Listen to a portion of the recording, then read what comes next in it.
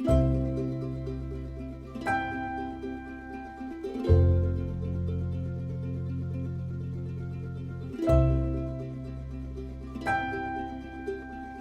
you read to a child, it's like it opens up the door to their imagination. It gives them access to like a world of possibilities. In a book, she can be anything she wants to be.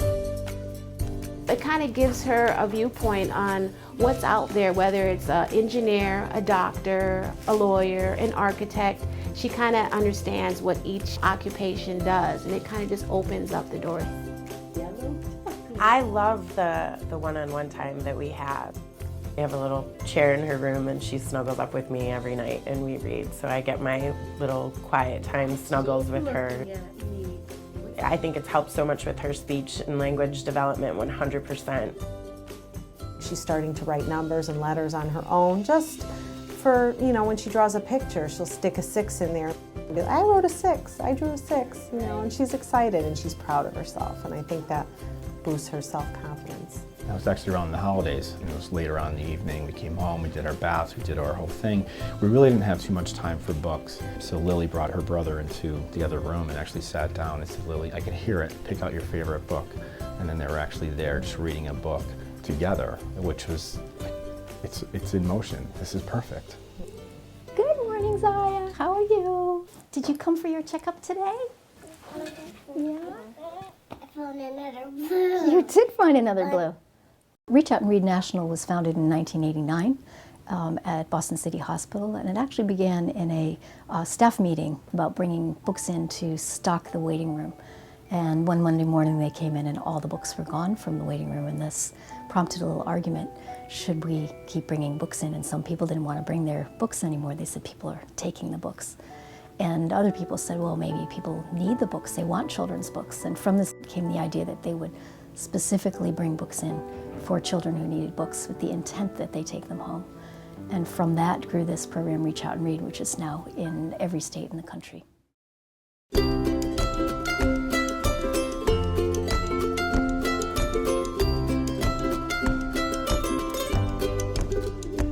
Reach Out and Read is a national organization, and we prepare the nation's youngest children to succeed in school by partnering with doctors to prescribe books and encourage families to read together. What's the horsey do? That's right. Most families know that reading is a good thing. They don't really know that reading to their children between the ages of 6 months and 5 years creates a wonderful intervention in their brain development. So when I explain to them, if you read to your child every day, then your child will be 6 months developmentally advanced compared to children who are not read to every day. By the time they enter preschool and kindergarten, they're fascinated. What's that? All families want to do the best for their children. So that key piece of information is astonishing to them, and I think that encourages them to do it even more. Broccoli, good job. Reach Out and Read focuses on the low-income population because there's research to show that the low-income population are less likely to have parents who read to them. A lot of these children who may not go to daycares or preschools don't have anyone else to interact with, and so these are crucial moments in their life where we have that chance to give that advice. We know that the parents are most likely going to follow that advice because they're given by their pediatrician. Words together, 2 to 3 words together. It's not just giving a book. It's not just handing a child a book or having the child go home with a book.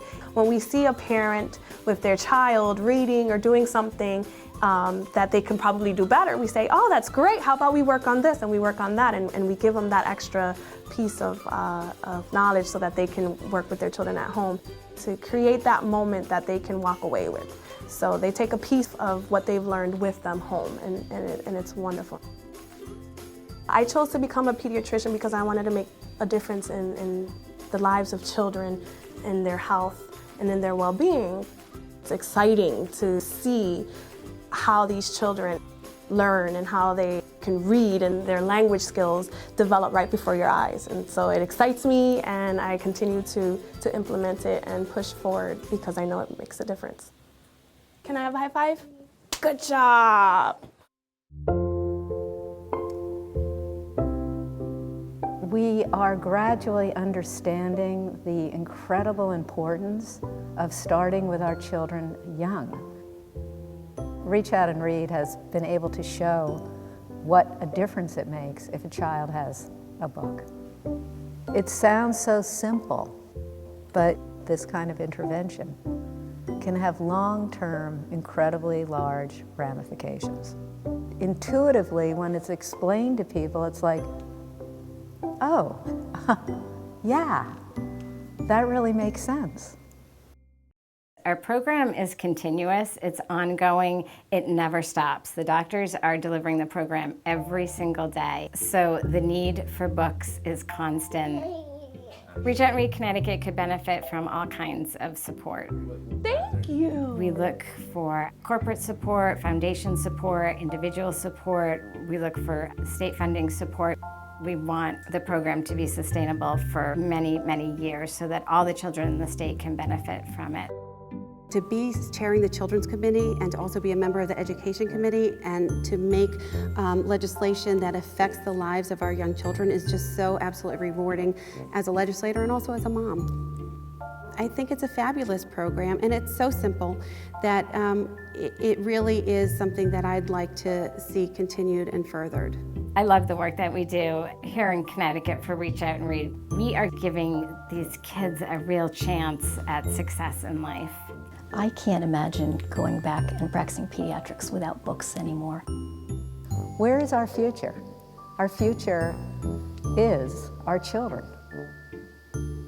I just want her to see the world as being endless and infinite and knowing that she can do or have anything she wants, and the books do that for her.